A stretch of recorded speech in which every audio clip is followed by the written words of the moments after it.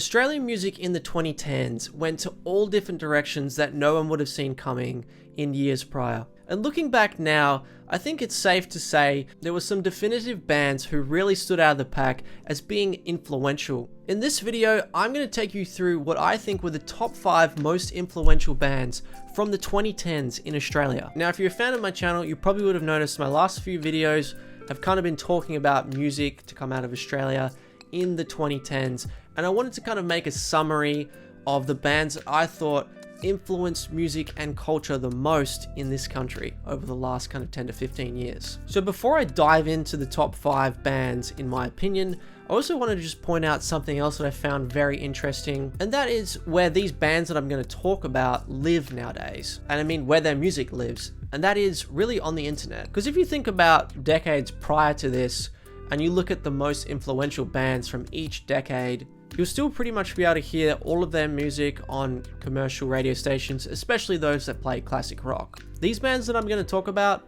I don't think any of their music gets played on commercial rock stations at all, and I think it really is a sign of the times. All of these bands' music has been very successful and popular on one station, Triple J, which is kind of dying down. I mean, let's be honest. But really, the future of their music will be found on the internet and streaming services. So if you've never heard of any of these bands before, it's probably because you haven't found them on streaming services yet. And that's where you will find these bands. Okay, so my last few videos, I've spoken about some genres that became very popular and influential in Australia over the past 10 or so years in the 2010s. And these top 5 bands are all from those sorts of genres. So in the number 5 position, I'm gonna chuck in Dune Rats.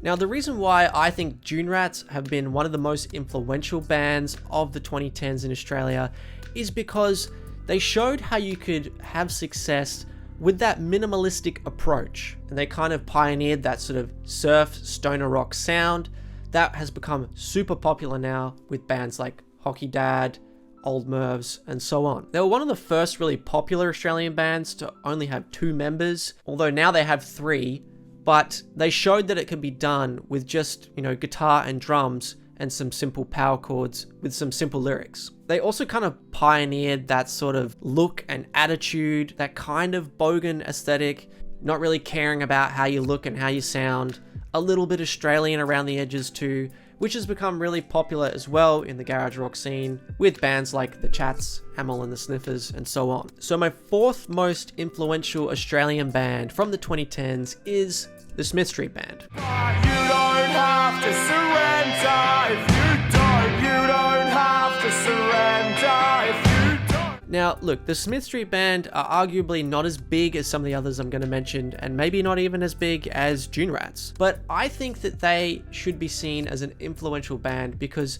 they really did pioneer the singing in Australian accent thing, which has become extremely popular again nowadays. Prior to 2010, anyone who sung in an Australian accent was, in my opinion, seen to be a little bit uncool and not really that popular. And the Smith Street Band in particular were one of the first bands to pioneer doing this again in the 2010s. We also heard the likes of Courtney Barnett and Luca Brasi following in the Smith Street Band's footsteps, finding success with this Australian accent singing and Australiana feel. And of course, the Smithies were also very good at commenting on Australian culture and talking about things they were seeing in, just their community around them. Once again, being a very influential thing that now we see a lot of people doing again.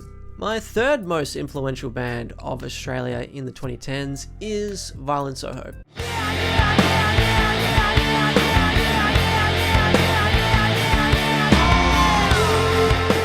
Now, once again, they weren't the biggest band in the 2010s. I mean, they were up there. They probably had the biggest cult following, in my opinion. But I'd say it was one song in particular that when it came out, it really changed the landscape for Australian music like no one saw coming. And that was, of course, their song Covered in Chrome. Now, when Covered in Chrome came out, no one was really playing rock music a whole lot in Australia, or I mean, no one was playing it to popular success. The bands that were kind of playing guitars and drums were doing sort of more of like an indie thing, like I'm thinking your San Cisco's and your Architecture and Helsinki's, a little bit more poppy, a little bit lighter. But when Violent Soho brought their Covered in Chrome song out, everyone thought it was cool to play with distorted guitars and heavy drums and get together with their mates in a garage again. And they were really the band that just kind of brought that back into the scene. Everyone just thought Covered in Chrome was such a cool song, which it is. I mean, the pre-chorus drop is so iconic. The chorus is just so over the top, and you can just get into it so much at a live show and a festival. It arguably was one of the biggest songs to come out of this country in the 2010s, and it really did just change everything. Also kind of paved the way for a band that I was speaking of previously, that being June Rats, because now people were paying more attention to bands that were playing rock music on guitars.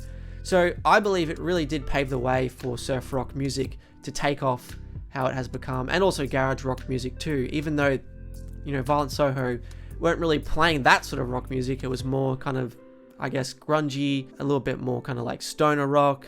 But, you know, they were the windbreakers. They were the ones who said, we're going to go first, everyone follow in our slipstream. Now, number 2, and look, you could argue number 2 and number 1's order, and number 2, in my opinion, were the most well-known band here.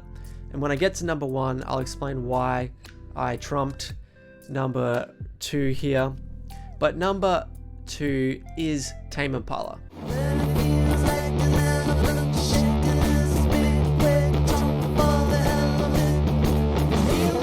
Of course, Tame Impala, the iconic Australian band over the last 15 to 20 years.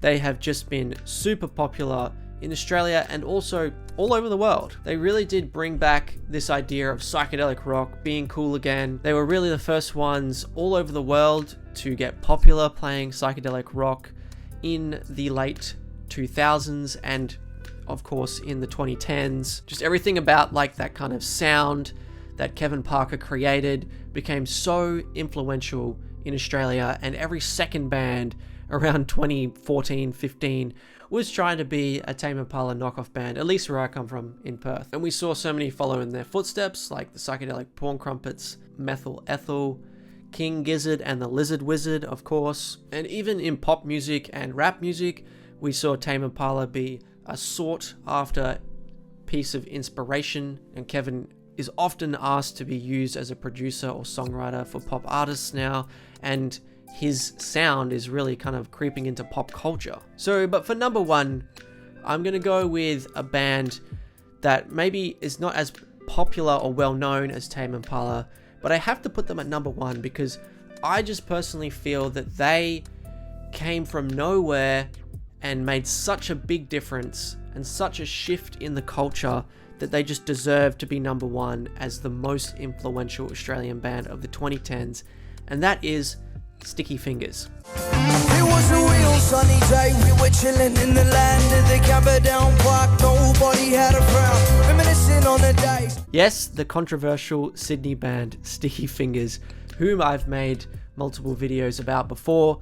But hey, let's just put the controversies aside, and if you don't know what I'm talking about, hey, watch my videos about Sticky Fingers and I will take you through why I think the backlash that they got was a bit unfair.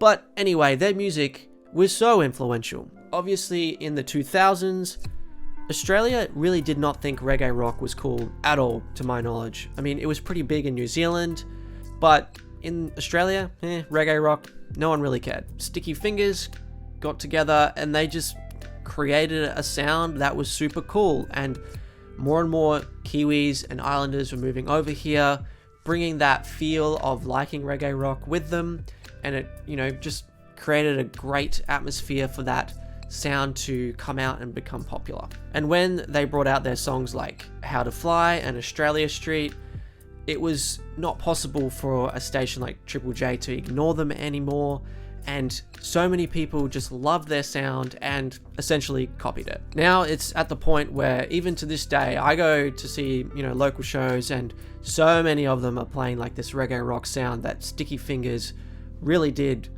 bring to Australia and make work. We've obviously had the likes of Great Gable, Coterie, Ocean Alley. They all followed in Sticky Fingers' footsteps, and their success can really be put down to the fact that Stiffies paved the way for them. So that's my top 5 most influential Australian bands from the 2010s.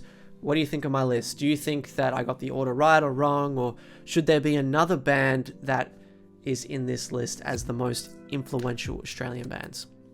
Thanks for watching this video, everyone. If you liked it, please subscribe and come back for more videos again soon. See ya.